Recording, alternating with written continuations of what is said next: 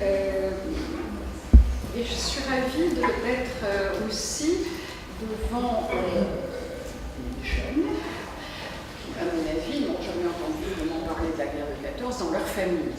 Alors que ma génération a connu les parents qui avaient connu la guerre de 40 et les grands-parents très vieillissants qui avaient peut-être 7 ans pendant 10 ans pendant la guerre de 14. Et vous voyez, on était quand même dans une certaine atmosphère. Pour vous, c'est complètement de l'histoire. Et c'est très important parce que, notamment sur la guerre de 14, maintenant il y a 100 ans, on a aujourd'hui une liberté de ton.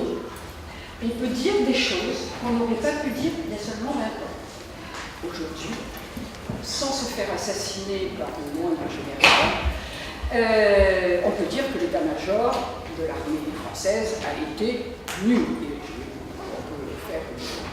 Bon, on va le décrire très longtemps. Ce qui n'empêche qu'il y a eu des hommes courageux et qu'il était indispensable de se défendre face à un envahisseur.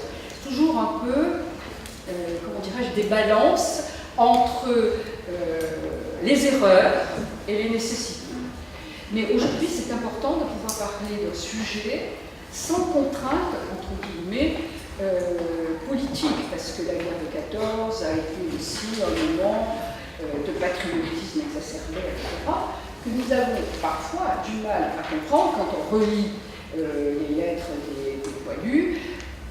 On se dit, mais comment on pouvait écrire, ce sont de très beaux textes, mais quand même, on est un peu loin dans notre vécu de cette histoire. Alors, évidemment, moi, ce qui me passionne, ce sont les femmes. Mais ça doit vous concerner aussi. Et sur la guerre de 14, c'est ce que je voulais vous montrer, elles ont joué un rôle déterminant et n'en ont pas été remerciées. En 1918, 1919, toutes les femmes en Europe ont eu le droit de vote, sauf les Françaises. Et je vous expliquerai pourquoi après. Donc, quand parfois on dit la guerre de 14 est un moment important pour l'émancipation de la femme, c'est à la fois vrai et à la fois faux. C'est vrai, ce que je vais vous montrer, parce qu'elles ont joué un vrai rôle dans la cité. Elles ont pris des rênes, puisqu'il n'y avait plus d'hommes, il fallait bien que quelqu'un fasse tourner le pays. Mais c'est faux, parce qu'après, dès que les hommes sont revenus, elles ont été repoussées dans leur ancienne situation. Donc là aussi, un peu d'esprit critique pour aborder ces questions. Donc la guerre de 14, je vais passer rapidement là-dessus parce que quelque part, il n'aurait jamais dû avoir lieu. Là, vous avez François Ferdinand, qui est l'héritier de l'Empire austro-hongrois, avec sa femme, Sophie Chotek, qui est la reine morganatique et qui n'a jamais eu le titre d'archiduchesse. Et ça va jouer un rôle, parfois, les grands événements de l'histoire, c'est une addition de petits événements, et cette guerre n'aurait jamais dû avoir. Donc, François Ferdinand était proche des Slaves, dans l'Empire austro-hongrois, il y a l'Empire, etc. Et les Slaves n'étaient pas très bien vus. Donc c'est pour ça qu'il va en Serbie, parce que lui a réussi à créer des liens importants. Mais nous sommes quand même dans ces périodes de nationalisme, et toutes ces contrées veulent parfois leur indépendance, et donc là on a affaire à du terrorisme. 2 fois, donc, ça n'aurait pas dû arriver. D'une part, Sophie Chotek, c'est la première fois qu'elle accompagne son mari, il n'aurait jamais dû être là. Et deuxièmement, le matin, il y a un premier attentat, on change le parcours pour l'après-midi, sauf que le chauffeur de François Ferdinand, soit n'a pas eu le plan, soit n'a pas réfléchi, prend le chemin prévu. Et effectivement, le terroriste serbe est là et tire sur François Ferdinand. Pourquoi je dis que ça n'aurait jamais dû arriver? En tout cas, l'Autriche commence par prendre de mauvaises décisions en n'en prenant pas. Nous avons à Vienne une cour très protocolaire, très à cheval sur comment dirais-je, les titres nobiliaires, etc. Et pendant une semaine, on va poser la question de savoir si on peut enterrer ensemble l'héritier du trône et sa reine morganatique. Tout est envisagé, un cercueil en haut, un cercueil en bas, enfin, tout pour humilier Sophie Chotek. Il faudra une semaine pour arriver à la conclusion qu'on va faire ce qu'avait dit François Ferdinand au cas où nous mourrions. Nous voulons être enterrés ensemble et ils seront enterrés en Tchécoslovaquie. 8 jours perdus pour réfléchir diplomatiquement à la réponse qu'il fallait apporter. Au sein de cette cour viennoise très réactionnaire, les Slaves sont vraiment pas bien vus. Donc, on envoie à la Serbie 10 points d'ultimatum. La Serbie accepte 9 points, il n'en reste qu'un. Eh bien, l'Autriche-Hongrie ont dit « Ah ben non, ça va pas » et prépare la guerre contre la Serbie. Que se passe-t-il ailleurs? Guillaume II, le Kaiser d'Allemagne, est en vacances. François-Joseph, donc l'empereur d'Autriche-Hongrie, lui aussi est dans ses alpages. Personne n'attend la guerre. Il y a un petit problème dans un petit pays des Balkans. Mais c'est oublier que la Russie, et ça vous le savez, a perdu une guerre très importante en 1905 contre les Japonais. Et ça a été un choc pour les Russes, mais aussi pour l'ensemble de l'Occident. Pour la première fois, une puissance, entre guillemets, exotique, battait des Occidentaux. Après le désastre de 1905, le tsar a demandé qu'on réorganise l'armée. On ne réorganise pas particulièrement bien, mais on lui dit que tout va bien et que l'armée est formidable et que les Russes sont à nouveau prêts à se battre et à gagner. Comme la Serbie, ce sont des Slaves, le tsar dit attention, et il mobilise le long de la frontière. Et là, c'est comme une série, vous savez, de ces cartes qui tombent les unes après les autres. Si les Russes mobilisent, eh bien, les Allemands ne peuvent pas, c'est la frontière commune, ils ne peuvent pas laisser faire.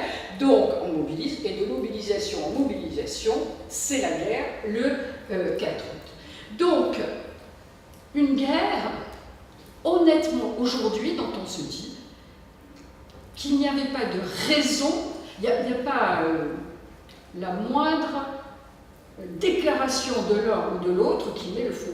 C'est un ensemble d'alliances. Alors, on déclare la guerre le 4 août. Pour ceux qui savent un petit peu l'histoire, 4 août, c'est aussi la nuit de la fin des privilèges. La fin des privilèges, c'est la conscription. Tout le monde est mobilisé.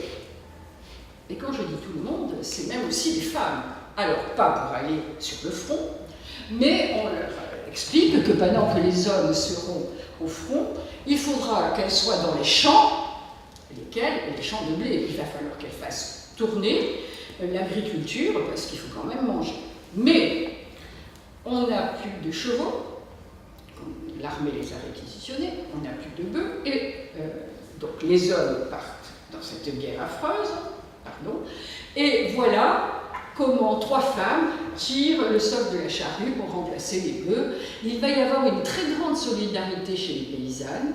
Elles vont apprendre des tas de métiers qu'elles ne connaissaient pas, parce que les premières lettres de nos poilus, c'est attention, rentre bien les foins, ne les laisse pas humides, on sera là pour les vendanges. Bon, les vendanges arrivent, et évidemment, septembre 14, ils sont toujours à la guerre. Et donc, les femmes vont devoir apprendre le métier de tonnelier, le métier de vinificateur. Elles savaient comment ça fonctionnait, mais elles n'en avaient jamais pris la responsabilité. Et de ce côté-là, je pense qu'effectivement, c'est une émancipation pour les femmes, mais pas dans la douceur. Les seuls hommes qui restent, ce sont les vieux, et on va voir beaucoup d'enfants être sollicités. Beaucoup d'enfants pendant la guerre de 14 ne vont même pas à l'école et seront là à la maison pour faire tout ce que peut faire un enfant et aider leur mère à faire tourner la ferme. D'accord, on mange, mais il faut se battre et il faut des munitions. Et là, c'est très intéressant parce que en 1914, début 14, il y a eu un grand procès entre un syndicat et une jeune femme qui voulait aller travailler dans un atelier. Et les syndicats, c'était la CGT, mais pas la CGT d'aujourd'hui, marxiste et communiste, ça n'existait pas encore, le marxisme oui, mais pas le communisme, sont complètement misogynes et ne veulent pas de femmes dans les ateliers, ça pourrait distraire les hommes, et puis ce sont des femmes de mauvaise vie, enfin bon. Sauf que c'est cette jeune femme qui a quand même gagné et qui peut rentrer dans l'atelier. Mais rebelote, on a besoin de munitions. Que faire? Alors, on va commencer par prendre les réformés, les moins handicapés. On va leur demander de venir dans les usines. Bon, on trouve bien quelques-uns. Et puis, dans les mentalités de l'époque, et dans le contexte colonial, autant on avait envoyé les Sénégalais à la guerre, les Algériens, Marocains, Tunisiens, on les envoie à la guerre, autant on se méfie des Anamites, des Asiatiques. Et donc, les Allo-Chinois ne participent pas à l'armée, dans un premier temps, parce qu'on n'a pas confiance en eux, on pense que ce sont des traîtres. Et là, quand même, nécessité faisant, il vaut mieux un Asiatique qu'une femme, sauf qu'il n'y a pas tellement d'Indo-Chinois à Paris. Donc, finalement, les femmes arrivent, et en grand nombre. Et là, c'est drôle. 14 heures par jour, elles vont transporter des obus de 30 kilos, sans rien pour les aider. On leur interdit même de porter le pantalon, alors qu'en Angleterre, dans les mêmes usines, ils portent le pantalon. On ne met pas les, comment ça s'appelle, les tables à leur hauteur de l'atelier. Et puis, on leur fait manier aussi la TNT, qui vont leur donner des cheveux assez jaunes, et on ne va rien trouver de mieux que de les appeler les canaris. Sauf que c'est un poison, elles vont faire de nombreuses fausses couches, beaucoup deviendront stériles, mais tout ça on s'en moque. L'important, c'est qu'elles fassent des obus, et Poincaré dit si les munitionnettes s'arrêtaient 4 minutes, la guerre serait perdue. On s'en méfie, alors elles travaillent 14 heures par jour. On va créer des dortoirs à peu près à côté des usines, pour celles qui sont trop loin de leur maison. Travaillant 14 heures par jour, évidemment, elles ne sont pas tellement proches de leurs enfants, les maris étant à la guerre, donc on va en conclure que ce sont de mauvaises mères. Qui plus est, depuis 1907, les femmes ont le droit de recevoir directement leur salaire, sans passer par le mari. Donc voilà des femmes qui sont seules et qui ont leur salaire, mais ce sont des femmes de mauvaise vie. Et quand à la fin de la guerre, il y aura une grande campagne contre la syphilis, toutes les prostituées seront donc encartées, mais même les munitionnettes passeront l'examen médical contre la syphilis pour dire combien on pensait que ces femmes pouvaient être de mauvaise vie. Alors que 14 heures dans un travail comme ça, je pense que vous ne devez rêver que d'une chose, c'est de vous épuiser dans votre lit et pas penser à la bagatelle. Mais, quoi qu'il en est, voilà nos munitionnettes, un gros travail.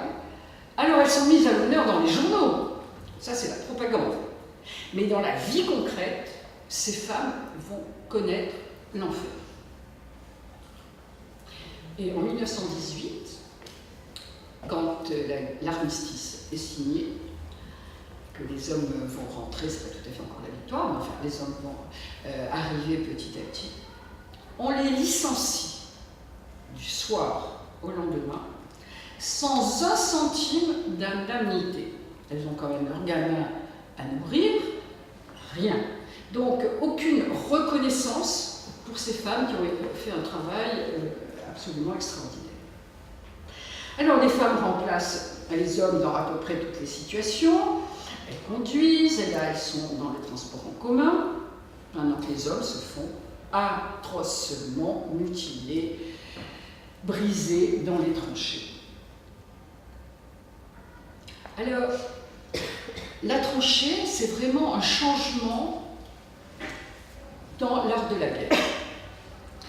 Les premiers temps, les premiers assauts, c'est à cheval, où c'est l'infanterie avec le pantalon garance bien rouge, avec les boutons astiqués, etc. Bien entendu, vous tirez ça comme vous tirez des lapins. Et à partir de la guerre de 14, ça sera la fin de l'uniforme, comme on a pu voir dans toute l'histoire de l'armée. Si vous avez les invalides, vous avez tous ces uniformes absolument extraordinaires, ces bottes bien cirées. Et eux vont avoir ces fameuses vareuses grises qui se perdent avec la terre et qui vont plus tard donner les tenues, léopards, enfin, etc. Aujourd'hui, plus personne ne va à la guerre avec un bel uniforme, on y va en tri. Donc c'est le grand changement. Et le principe de la tranchée, c'est le contraire de la guerre en mouvement. Et regarde, si vous allez à Verdun, c'est terrible. Ce sont des boyaux pas plus larges que ça. Vous vivez avec, il pleut l'eau au fond, il y aura beaucoup de pieds gelés, donc on sera obligé de couper les pieds. Et vous attrapez toutes les maladies possibles. Vous imaginez l'hygiène. Il n'y a pas de toilette au fond à côté de la tranchée. Et pour tenir, 3 litres de vin par jour, c'est du vin à 8 degrés, et du tabac à chiquer. Mais fin août, 300 000 morts et blessés. On n'a que 3 semaines de guerre. Clémenceau, dans L'Homme déchaîné, écrit que c'est un scandale sanitaire. L'armée n'a rien prévu pour ces blessés.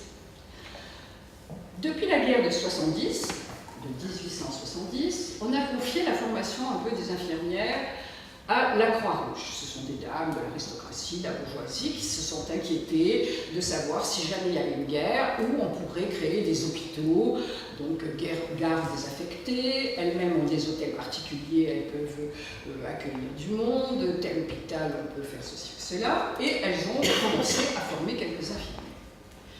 Là, l'armée s'est tournée vers la Croix-Rouge. Et on peut dire que si les soldats ont été soignés, c'est pas grâce à la vie sanitaire de l'armée, mais vraiment grâce à la Croix-Rouge, qui est débordée.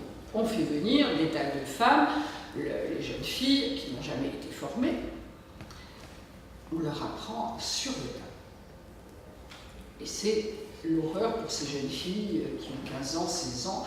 N'oubliez pas que c'est une époque où les jeunes filles sont au couvent des oiseaux, elles ne savent rien de la vie réelle, on leur cache les statues nues, et donc tout d'un coup, elles vont découvrir ces hommes sans bras, sans jambes, hurlant de douleur. C'est un choc absolument abominable. Mais les infirmières sont là, et c'est d'autant plus important que depuis la loi de 1905 de séparation de l'Église et de l'État, on a chassé les religieuses des hôpitaux. Alors certes, on commence à en former des infirmières, mais il n'y en a pas autant qu'il faudrait. Donc, on en forme pendant la guerre, et puis on a des personnages, donc là par exemple, cette délicieuse Madame Marchais, c'est la femme d'un sénateur qui est morte, c'est une femme riche, mais qui est très attentive à la philanthropie. Et elle est à Soissons. Dès que la guerre a éclaté, elle a pris en charge une grande partie de l'abbaye et elle en fait un hôpital. À Soissons, on a déjà connu la guerre avec Napoléon, on a déjà connu la guerre avec Napoléon III en 1870, et voilà encore que les Allemands arrivent. Tous les Soissonnais s'en vont, y compris le maire. Plus personne ne reste dans Soissons, sauf ceux qui n'avaient pas de charrette pour partir, etc. Et elle, sous le pilonnage des obus, reste et soigne ses malades. Elle est grande, elle est forte, on sent très bien qu'elle a de l'autorité. Un soldat la trouve en train de traverser une rue, lui dit « Venez avec moi, l'hôtel de ville n'a pas été, comment dirais-je, bombardé. » Et là, elle rencontre le général allemand qui lui dit « Il nous faut des vivres, je ne peux parler qu'à un égal. Où est le maire de Soissons ?» Là, en quelques secondes, vous savez, dans ces moments-là, on réfléchit très vite. Elle revoit Soissons brûlé. Il lui dit qu'il va brûler le reste de Soissons. Ils ont cassé le monument aux morts des Français morts en 1870. Ils se disent c'est bon. Et là, elle lui répond, en quelques secondes, le maire, c'est moi. Rappelez-vous qu'on n'a pas le droit de vote. Donc, impressionnée, elle négocie aussi que son hôpital soit préservé et que les gens qui restent dans Soissons aient des vies. Pour la petite histoire, elle va résister, le nouveau maire va arriver, Soissons est repris par les Français, on parle de son courage, on veut lui donner des médailles, et là alors, les hommes de Soissons sont scandalisés. Quand même, on ne va pas dire que Soissons a été sauvée par une femme. Elle aura la Légion d'honneur en 1920 pour son dévouement. Jamais on ne dira pour sa résistance à l'ennemi. Ce n'est pas la seule.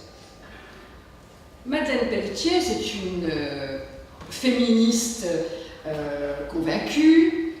Elle est médecin, elle est pour l'avortement, pour l'égalité homme-femme, et surtout pour le droit de vote. Elle a voulu faire psychiatrie, et là, impossible de faire psychiatrie. Pourquoi? Parce que pour faire psychiatrie, il faut être majeur. Or, les femmes sont des mineurs.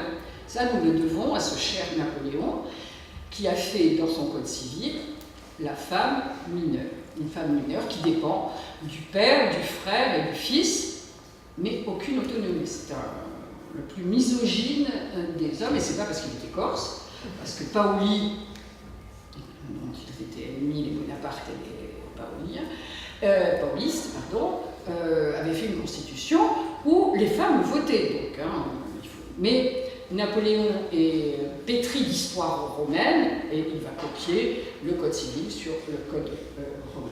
Donc, elle veut faire psychiatrie, elle ne peut pas, elle est mineure. Il y avait un journal qui s'appelait La Fronde et qui était fait uniquement par des femmes. La rotative, le linotypiste, bien sûr les journalistes. Je devrais donner un petit coup de... Voilà. On est en pleine guerre, alors il faut un peu se secouer. Donc, elle fait un article dans la Fronde et il y a une véritable pétition et finalement elle peut faire psychiatrie. Arrive la guerre, malgré ses idées très pacifistes, etc. Elle dit, moi je suis médecin, je peux être utile. On l'envoie voir ces dames de la Croix-Rouge. Alors évidemment, vous avez vu combien elle est féminine, elle porte le pantalon, et à l'époque, il faut l'autorisation du préfet pour porter le pantalon. Entre parenthèses, vous savez qu'il n'y a que 10 ans que l'arrêté préfectoral de Paris a été annulé, évidemment plus en usage, mais c'est Delanoë qui a annulé l'arrêté qui obligeait les femmes à demander l'autorisation de porter le pantalon.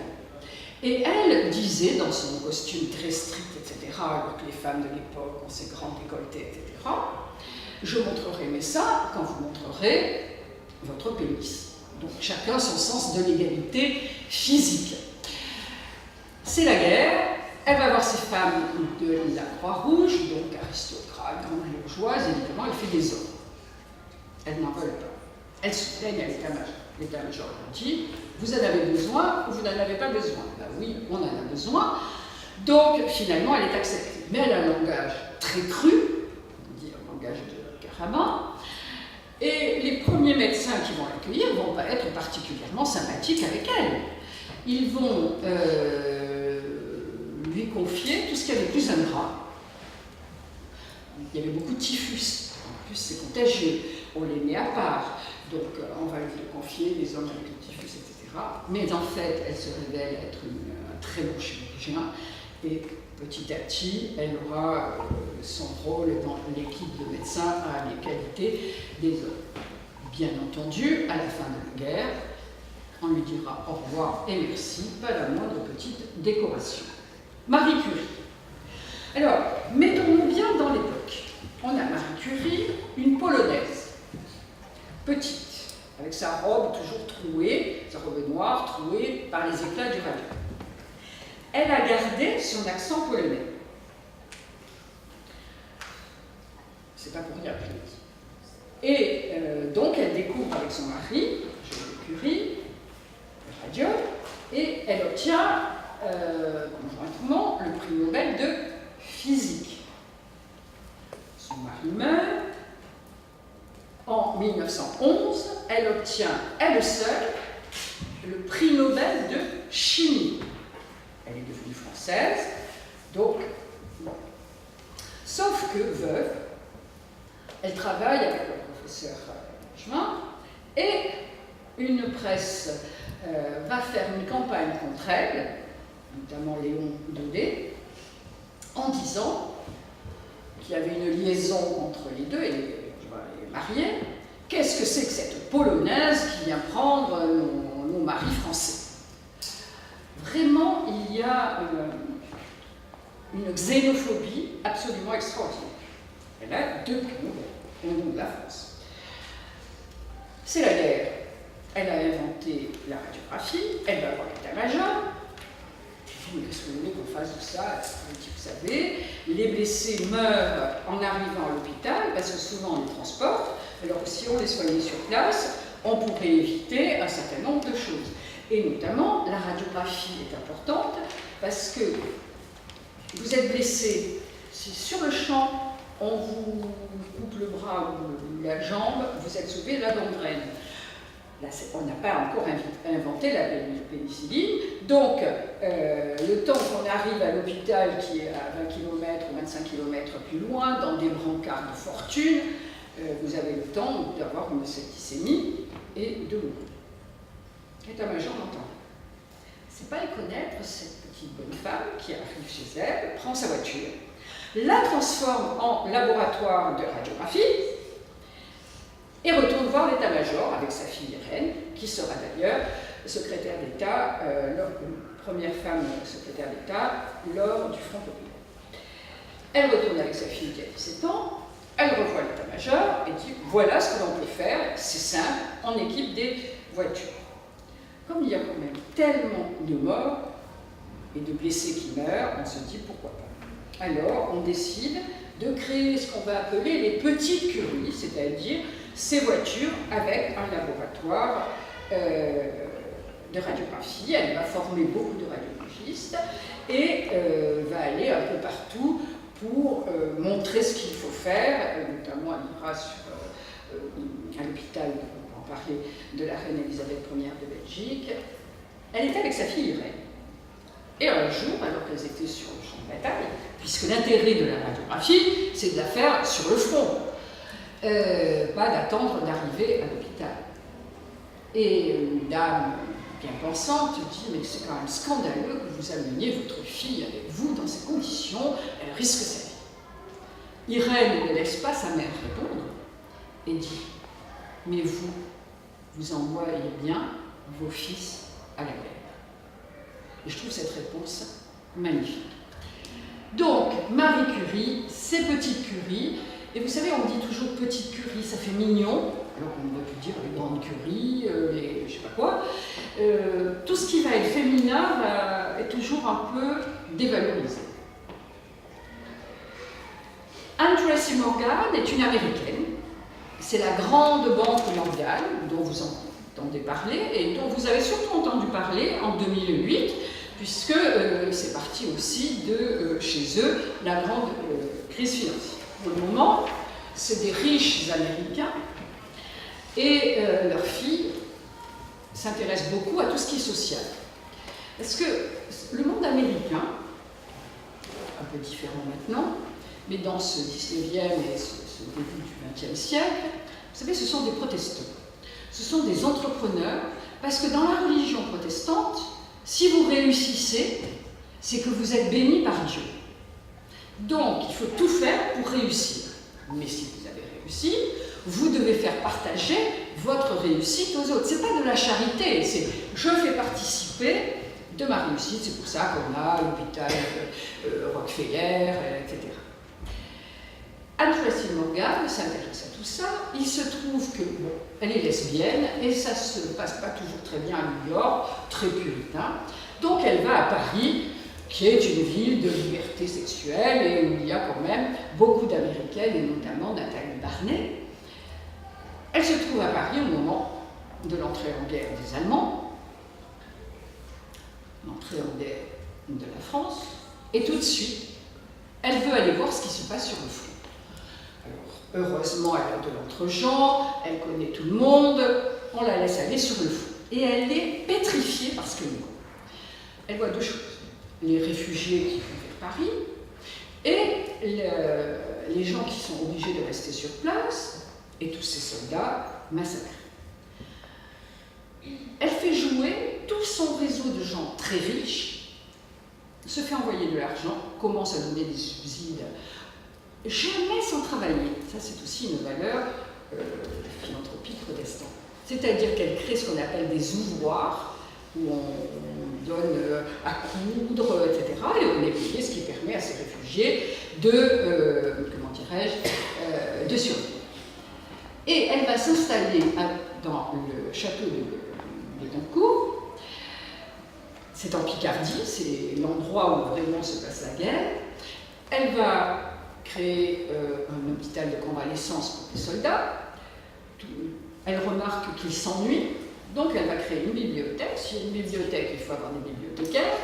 Elle fait venir, on voit grand, la directrice de la bibliothèque de New York, qui va créer donc à Béthencourt une école de bibliothécaires, et l'école de bibliothécaires américaine continue à exister à Paris. Elle crée donc cette école de bibliothécaires, et puis elle se rend compte qu'il faut quand même soigner, donc elle crée aussi une petite école d'infirmerie, et tous ces enfants, tous ces gens qui arrivent dans ces écoles, beaucoup de filles, ont 13 ans, 14 ans. Pour les garçons, elle fait des formations beaucoup plus professionnelles, de menuiserie, enfin, qui peuvent être utiles tout de suite. Mais alors c'est une originale pour les Picards, parce que figurez-vous qu'elle demande à tous ses écoliers et écolières de faire de la gymnastique. Parce qu'il faut un corps sain, un esprit sain dans un corps sain. C'est le fameux hygiéniste américain. Et effectivement, nos Picards n'étaient pas tellement au courant de ça. Bien. Ce qui va être exceptionnel avec Anne Tracy Morgan, c'est qu'elle va rester après l'armistice. Elle avait fait venir les infirmières américaines, par toujours son réseau de gens riches. Ces infirmières avaient droit à une Ford, parce qu'on reste quand même très patriote, on fait venir des Ford. Il fallait qu'elles soient capables de réparer le moteur, bien sûr changer leur roue, parce qu'il n'était pas question qu'elles donnent du travail à d'autres personnes. Elles étaient là pour aider. Ces infirmières vont rester et vont aider à la reconstruction de la Picardie. Et là, c'est plus des petites voitures Ford qu'on envoie, mais des tracteurs Ford, et on va demander des semences. Elle partira en 1924 en ayant permis à la Picardie d'être à nouveau, comment dirais-je, économiquement viable. C'est quand même, je trouve, quelque chose d'important et qu'on ne sait pas assez. Ça, c'est la reine Elisabeth Ier de Belgique, qui a épousé par Albert Ier. Alors, elle est bavaroise, donc allemande, enfin autrichienne, et lui, c'est la famille des Saxe-Gotha. Donc, nous voilà avec deux Allemands à la tête, enfin deux Allemands, allemands et autrichiens, à la tête de la Belgique. Et là, c'est formidable, parce qu'ils sont absolument belges. Quand Albert Ier est reçu, avant-guerre, par le Kaiser Guillaume II, qui est son cousin germain, il est reçu somptueusement à Berlin. Défilé militaire, drapeau. Et le Kaiser veut une chose, c'est que, éventuellement, Albert Ier s'allie à l'Allemagne, ou au mieux laisse passer ses troupes si guerre il y a. Guillaume II se rend à Bruxelles en visite officielle, et là, Albert Ier a une réponse que je trouve extraordinaire. On lui demande comment pavoiser les rues. Il ne dit pas de drapeau germanique. Je ne voudrais pas qu'il se sente chez lui, chez nous. Je trouve cette réponse merveilleuse. C'est la guerre, et pendant 24 heures, cette petite Belgique va retenir l'arrivée des Allemands. Et c'est fondamental, parce que notre état-major avait prévu l'entrée des Allemands à l'est, Ardennes et Est. Il leur faut quand même 24 heures pour arriver jusqu'à la frontière. Et pendant 24 heures, les Belges, cette toute petite armée, va les retenir. Parce qu'évidemment, bien que cousin germain, Albert Ier n'est pas du tout dans le camp austro-hongrois.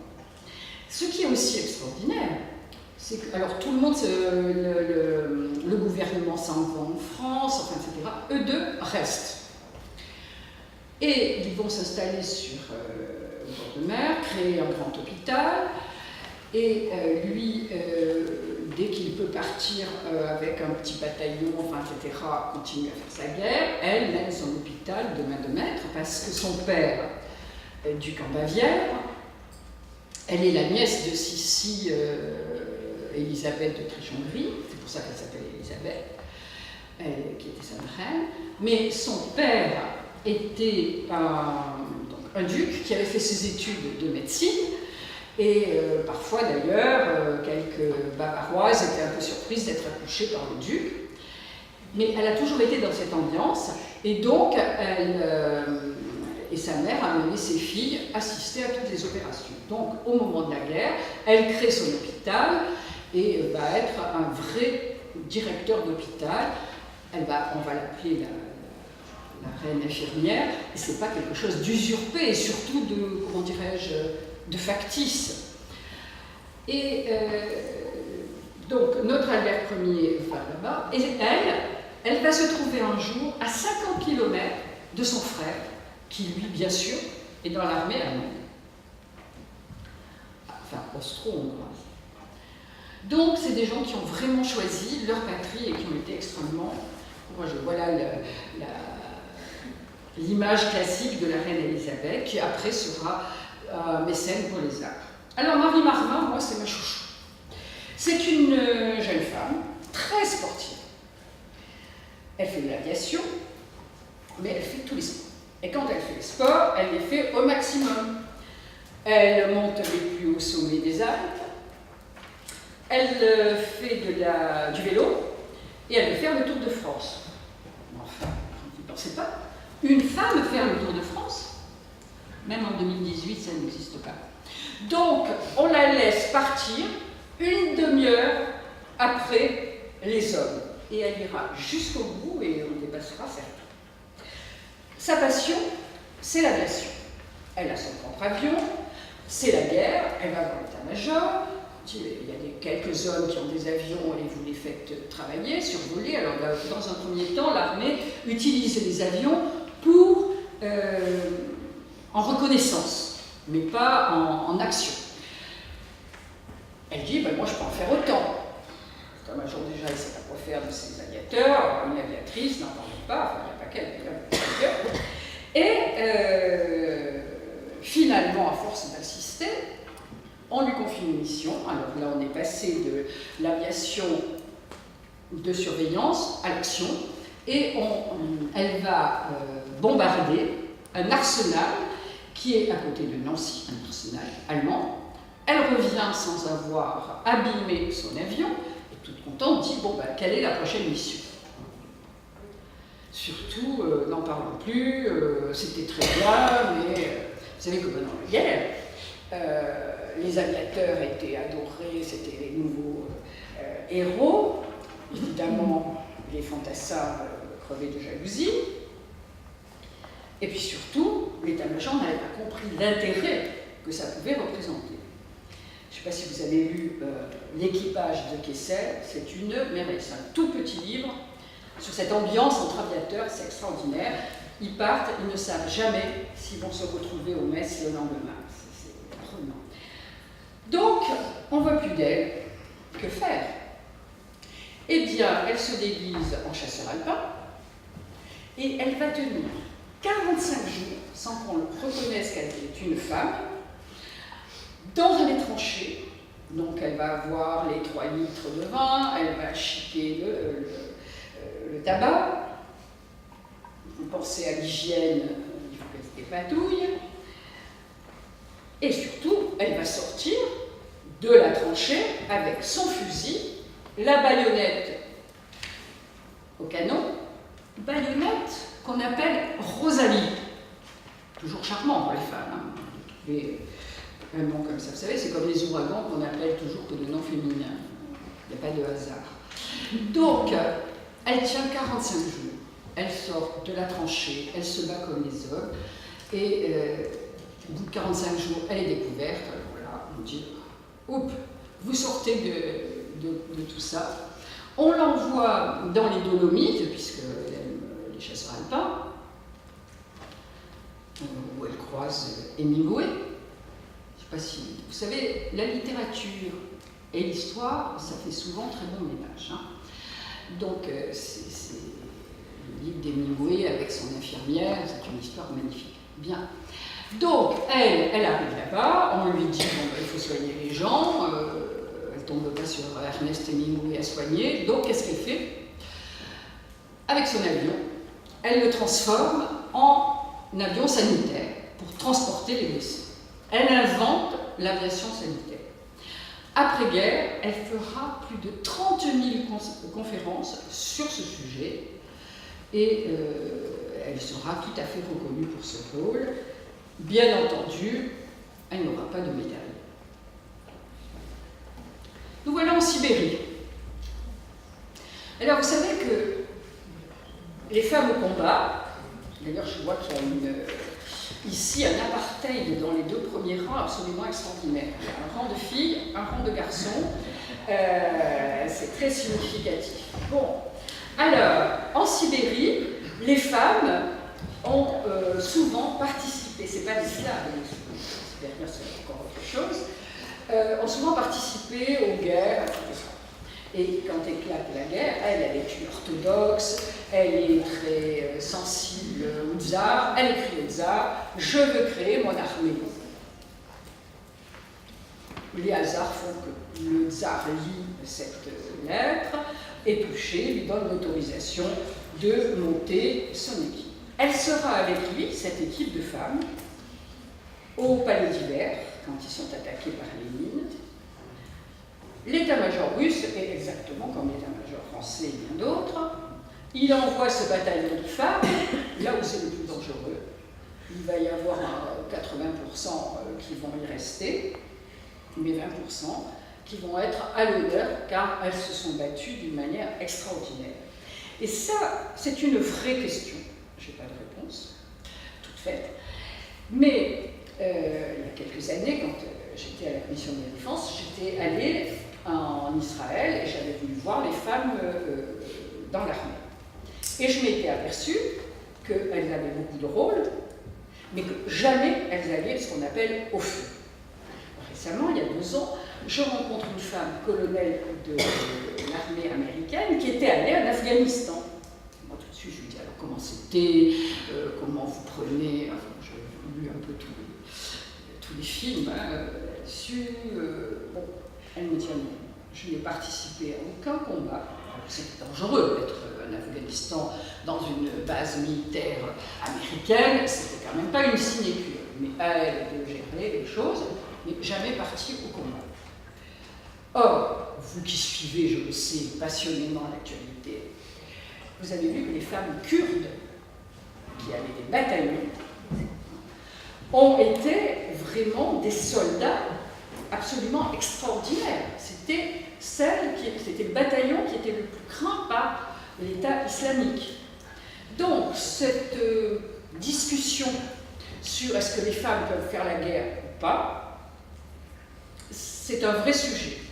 Bon, je pense que nous tous, nous pensons que le mieux, c'est qu'il n'y ait pas de guerre.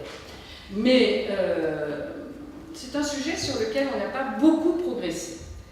Donc, voilà notre Maria Bortella, qui arrivera à s'enfuir quand les armées de Lénine approchent. Elle part de Vladivostok, chère à Kessel, aux États-Unis. Elle va rapporter beaucoup. Alors, elle rencontre le président des États-Unis. Elle rapporte de l'argent. Elle peut financer donc les batailles des Russes blancs.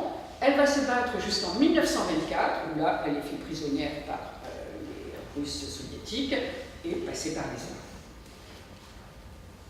Là, on est complètement à l'opposé. On est avec Edith Cavell, une Anglaise, qui dirige l'hôpital de Bruxelles. Mais cette femme est extraordinaire. Infirmière, l'hôpital de Bruxelles est un lieu de formation pour les infirmières, mais c'est aussi le lieu de passage des soldats réfugiés qui veulent passer aux Pays-Bas, qui est libre, pour pouvoir rejoindre Londres et repartir à la guerre.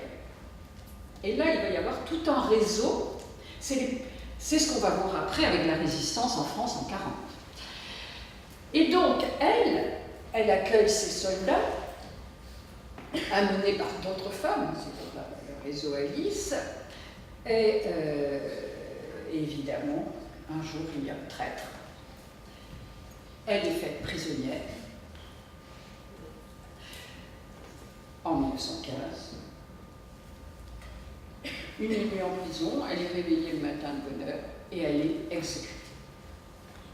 Pourquoi c'est allé aussi vite? Parce qu'il y avait eu un changement de gouverneur en Belgique et le gouverneur en avait ras-le-bol de ces Belges. Il faut dire que tous les jours, il y avait sur le bureau du gouverneur, alors vous imaginez comment c'était difficile de rentrer quand même dans le bureau des Allemands quand vous êtes un petit Belge. Tous les jours, il y avait sur le bureau du gouverneur La Belgique est libre, qui était le journal de résistance et d'indépendance. Donc, très finement, le nouveau gouverneur dit on va donner une leçon. Le lendemain matin, elle est assassinée.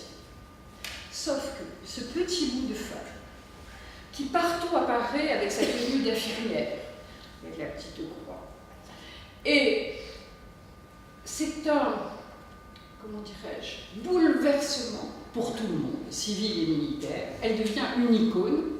Et les Anglais disent, quand on veut faire du recrutement, il nous suffit de mettre la photo d'Edith Cavell sur notre bureau et tous ces jeunes gens veulent être à la hauteur de cette femme qui est morte sous les balles.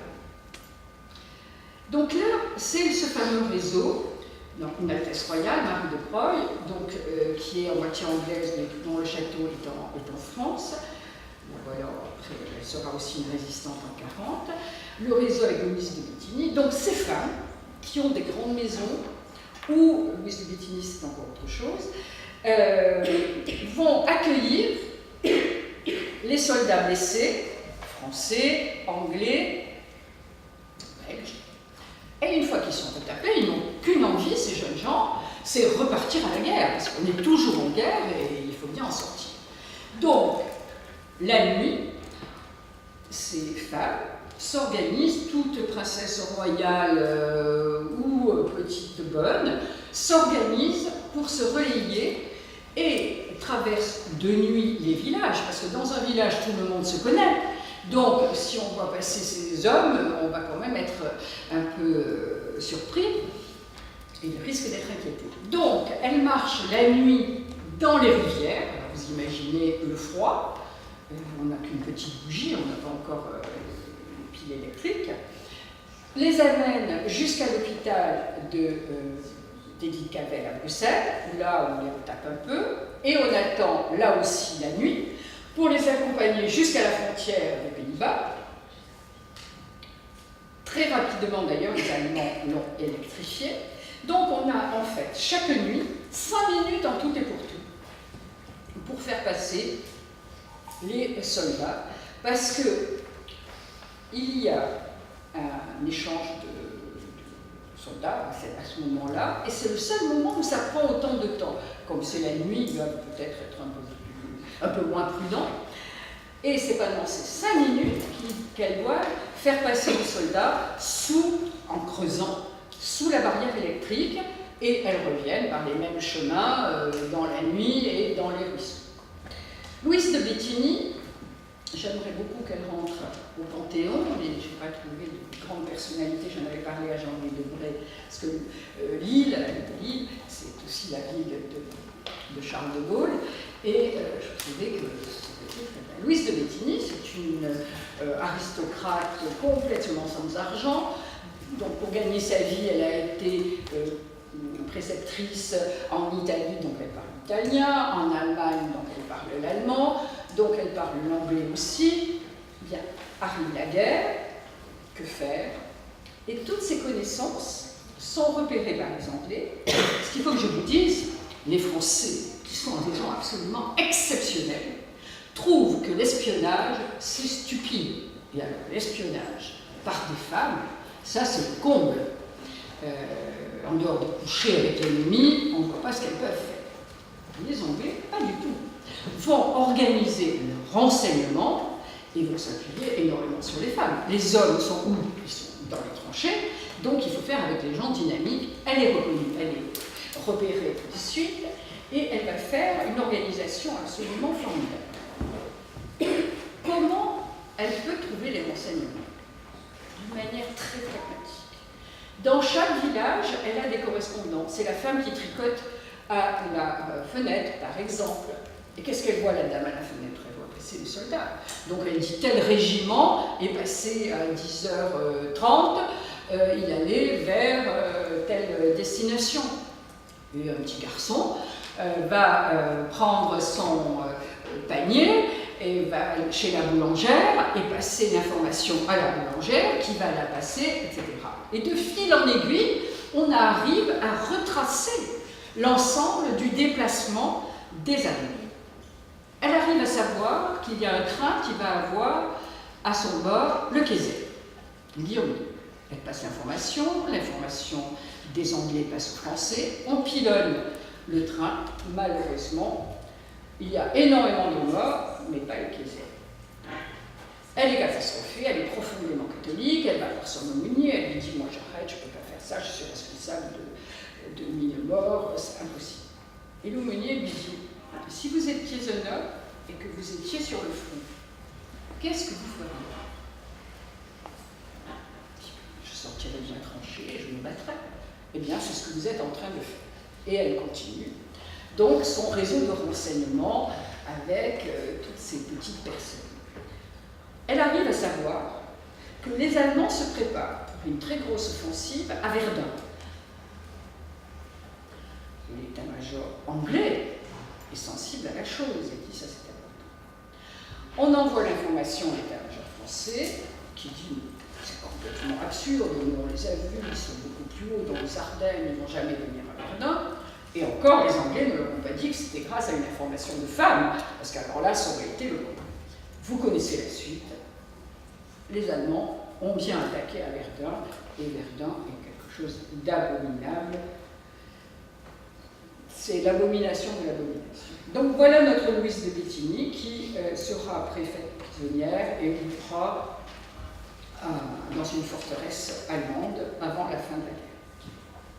L'autre réseau, donc c'est d'autres femmes aussi importantes, c'est parce qu'elles ont de grandes maisons qu'elles peuvent jouer ce rôle, mais elles risquent leur vie à chaque fois. Donc, et organisent donc tout ça en véritable réseau. Elisabeth Strackmüller, c'est la responsable de l'espionnage allemand. Elle aura à donner son avis sur Mata Hari, dont elle dira voilà quelqu'un qui n'est vraiment pas fait pour l'espionnage, ce qui montre son intelligence. Alors voilà notre Mata Hari, dont on vous a parlé tant et plus. C'est une Hollandaise qui va épouser un Écossais. Ils vont partir à Java, c'est l'Indonésie, et là elle va être subjuguée par les danses indonésiennes. Son mari la trompe, la maîtresse de son mari tente de tuer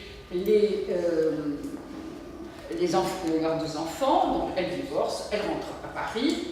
Là, il y a plus grand monde pour lui venir en aide, donc tout ce qu'elle sait faire, c'est danser ces fameuses danses indonésiennes. Surtout, ce qui va faire son succès, c'est qu'elle est nue, quasiment nue. À une époque où tout le monde est collé-monté et qu'un homme, au XIXe siècle et au début du XXe, peut faire 12 enfants à sa femme sans jamais l'avoir vue nue. Comment est-ce possible? On a des grandes chemises de nuit avec un trou adéquat. Merci l'Église catholique.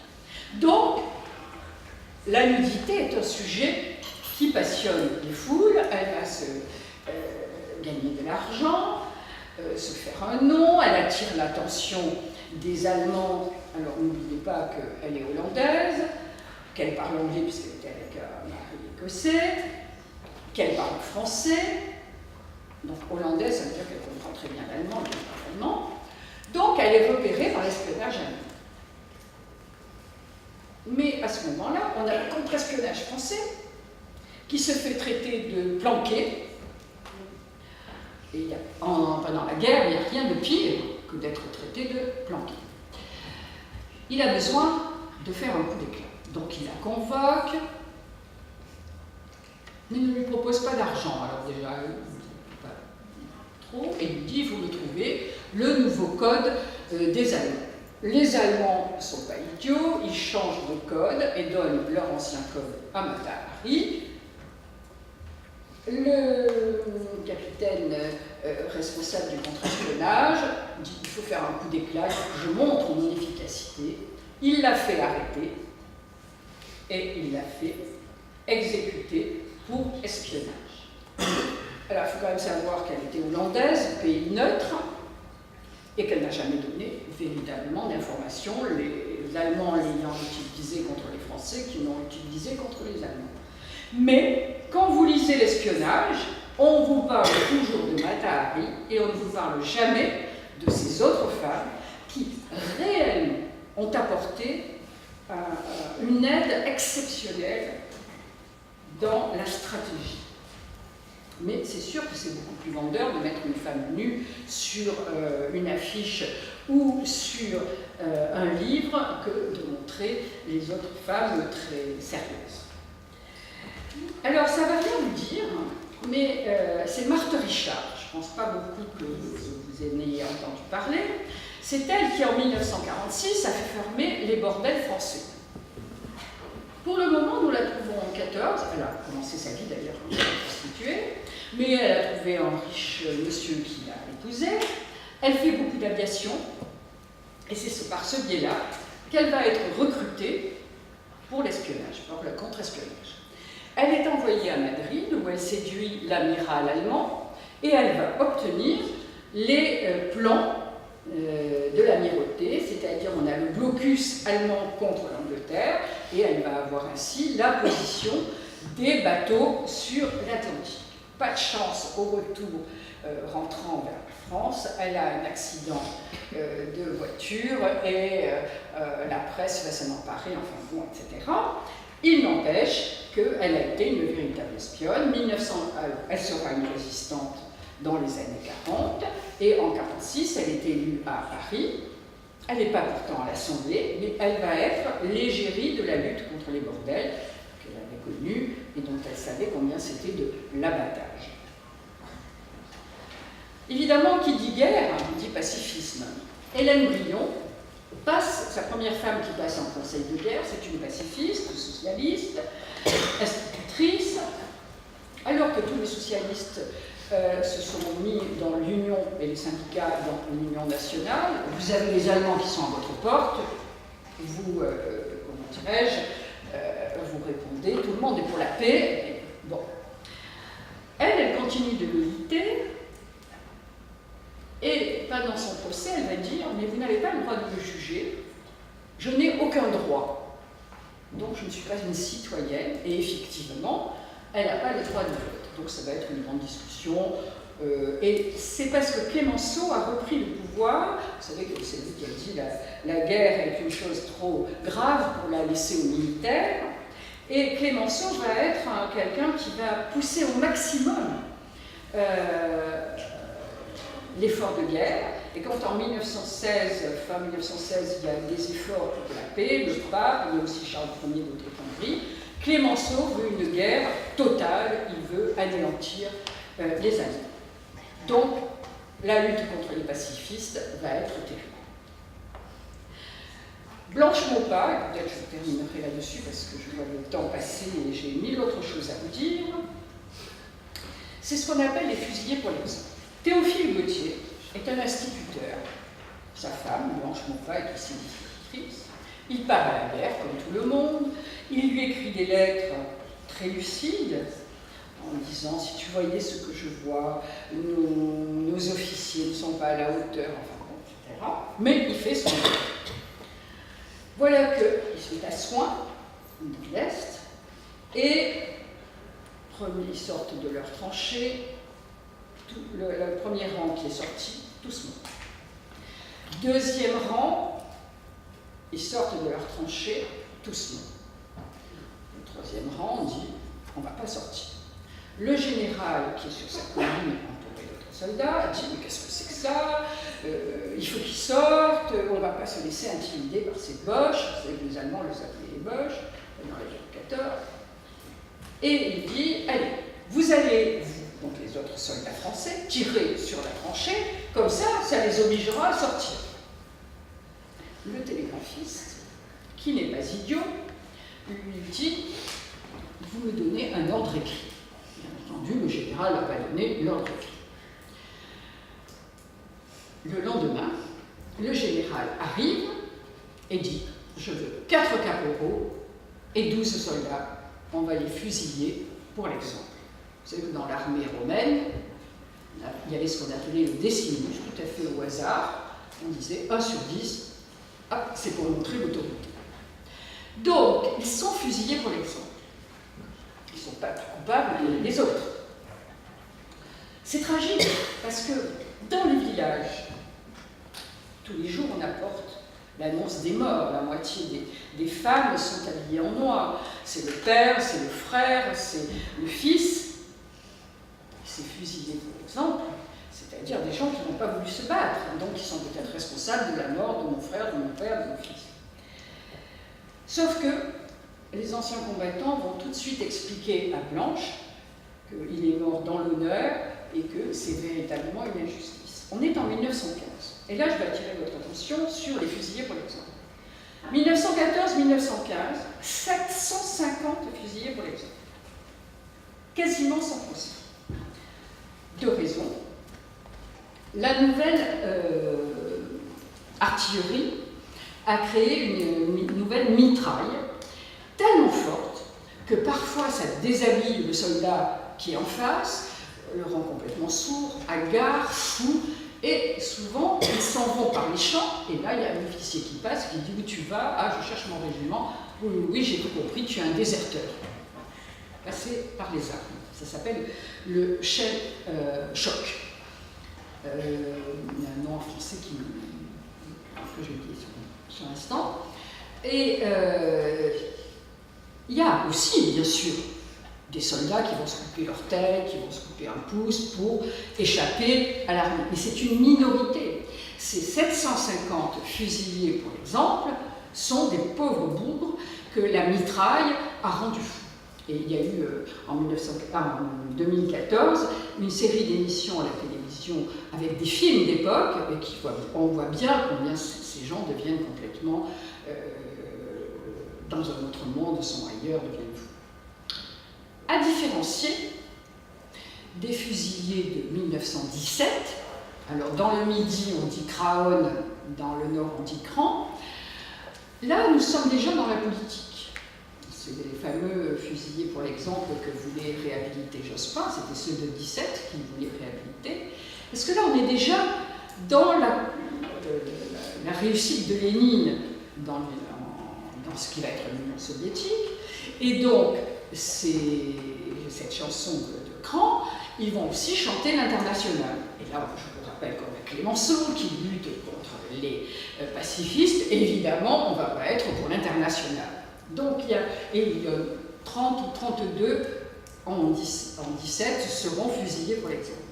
C'est pas du tout la même chose. Or, Blanche Maupas va se battre pendant 20 ans pour réhabiliter son mari, aidée par les compagnons militaires, par les anciens combattants. Ce qui veut dire qu'il ne faut jamais parler des choses. Il faut toujours se méfier de l'anachronisme. En 1956 sort un film qui s'appelle Les Sentiers de la Gloire, que vous avez peut-être vu à la télévision, il passe régulièrement, de Stanley Kubrick, avec Kirk Douglas. Il sort donc en 1956. Eh bien, en France, il est interdit, qui raconte l'affaire de Théophile Gautier. Et on ne pourra le voir qu'en 1975. Pourquoi cette censure? Eh bien, ce sont des anciens combattants, mais ceux de la guerre de 40 et de l'Indochine, qui ont obtenu l'interdiction de ce film, qui est une véritable, comment dirais-je, déclaration d'horreur vis-à-vis de l'armée, puisqu'on voit bien qu'il est pour rien et qu'on l'exécute comme ça pour l'exemple. On est en pleine guerre d'Algérie, donc les anciens combattants disent « Ah, mais là, on est en train de toucher à l'armée, or, on a besoin de l'armée, et il faudra, je vous dis, attendre 1975 pour que le film puisse paraître en France. » Et il est très doux par rapport à la réalité, parce que Kirk Douglas passe une nuit à préparer sa défense, etc. Or, en 1915, il n'y avait pas de procès pour les fusillés, pour l'exemple. Ce n'est qu'en 1916, avec Poincaré et Clémenceau, qu'on oblige à faire un procès à tous les gens qui ont un problème avec l'armée. Blanche Maupas, c'est aussi un film avec Romane Bourringer, et c'est une femme que j'aime beaucoup parce que c'est une femme simple, une institutrice, qui a gardé confiance dans l'honneur de son mari. Elle sait que ce n'est pas un traître, et elle a été appuyée par les gens même de son village, ce qui n'était pas gagné d'avance. Alors, ça c'est qu'est-ce que font les gens pendant la guerre. Il y a les marraines de guerre qui écrivent aux soldats. Alors ça part d'une très bonne intention, c'est pour écrire à ces soldats qui sont malheureux, parce que dans les tranchées on s'ennuie. Et alors, le soldat veut rencontrer sa marraine, et souvent de mauvaises surprises. C'est une vieille dame avec du poil au menton, c'est une jeune fille avec des tresses qui a 12 ou 13 ans, et de temps en temps, c'est une femme superbe. Mais ça ne marche pas trop, parce que l'état-major se rend vite compte que le soldat commence, c'est le problème de la permission, à douter en se disant « mais peut-être que ma femme est la marraine d'un autre soldat ». Donc il faut trouver d'autres solutions. Ça, c'est le théâtre aux armées. Sarah Bernard, qui a une jambe de bois adulée par, vous savez, c'est elle qui jouait l'Aiglon, donc ce jeune homme de 25 ans a 70 ans et sa jambe de bois. On les distrait, mais le sexe est le sexe. Et les bordels militaires de campagne qu'on gardait pour les colonies, parce que on ne savait pas si les femmes du coin étaient saines, parce que la peur de l'armée, c'est la syphilis. Parce que la syphilis, c'est la fin de la race, c'est la fin de la natalité. Donc, on fait venir des bordels à côté du front. Toutes les prostituées passent un examen médical. Je vous ai dit que même les munitionnettes, qui pourtant ne sont pas dans les bordels militaires, la syphilis, c'est l'obsession de l'armée. On ne sait pas trop, il se pose des questions. Alors, est-ce qu'il vaut mieux que nos soldats fassent l'amour ou pas? Est-ce que faire l'amour va leur enlever du courage, de la vigueur et les abolir? Ou au contraire, ça va leur donner un peu d'espérance pour la suite? Bon, je vous laisse. N'empêche que la guerre continue, affreuse. Vous ne pouvez pas imaginer les horreurs de cette guerre. Allez à Verdun une fois dans votre vie. Apollinaire, qui lui est touché au front, trépané, a écrit des choses magnifiques sur la guerre, que la guerre est jolie, après on n'est pas obligé d'être d'accord, et il y a beaucoup de ces poèmes qui sont très érotiques, ça s'y prête, le but, enfin, passons. Et il est fou furieux contre Romain Rolland, pacifiste à Genève, qui a reçu le prix Nobel de littérature. Pas de paix, mais de littérature, et il trouve que c'est une vraie trahison. Lui, il est à la guerre, il est pourtant un poète, mais même les intellectuels vont à la guerre. Donc ça, c'est Apollinaire, c'est un personnage passionnant pendant la guerre. La guerre s'est terminée avec les gueules cassées. Ils vont rentrer dans un état catastrophique sur le plan physique. 1 400 000 morts. Et en fait, il y en a plus, puisque dans le travail des généalogistes aujourd'hui a montré, moi je l'ai vu pour les départements des Alpes-Maritimes, qu'il y a eu presque 600 morts de plus recensés, donc si vous le multipliez par le nombre de départements. 300 000 civils tués, c'est presque la ville de Nice. Et le pire, 4 266 000 blessés. Blessés plus ou moins. Et puis il y a tous ceux qu'on ne met pas dans les blessés, mais gazés, on va avoir du mal à s'en sortir. Complètement obsédés par les horreurs qu'ils ont connues. Et ça va faire une génération tragique. Et il n'y a pas très longtemps que j'ai réalisé qu'il n'y avait quand même que 20 ans entre la fin de la guerre de 14 et 39. Et qu'on peut comprendre que ces gens qui avaient connu tout ça, en 39, enfin donc en 40, aient accueilli l'armistice avec soulagement. Parce que nous tous, on se sent très résistants, on se demande comment on n'était pas avec le général de Gaulle à Londres. Sauf que tous ceux qui avaient vécu cette guerre de 14 n'avaient pas envie de revivre 4 ans de guerre affreuse. On a perdu la guerre, on s'arrête. Donc dans cet essai, il y a beaucoup de mal-être et un besoin d'être reconnu. Et là, quand ils reviennent à la ferme, tout a bien tourné sans eux, mais c'est un scandale.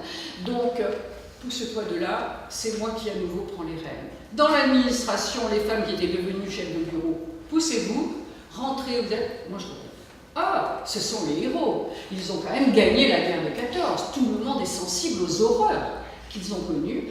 Les femmes ne se révoltent pas. Mais à l'Assemblée, on décide quand même de voter pour elles le droit de vote.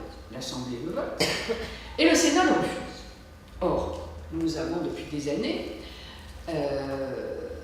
la sensation que le Sénat, c'est toujours des conservateurs. Eh bien là, pas du tout. Ce sont des radicaux socialistes.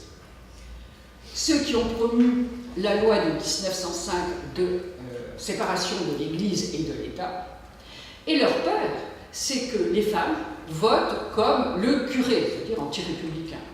Et donc c'est le Sénat, en 19 et en 24, qui va refuser le droit de vote aux femmes. Il faudra attendre l'ordonnance du général de Gaulle en 1944 et les premières élections en 1946 pour qu'il y ait le droit de vote pour les femmes.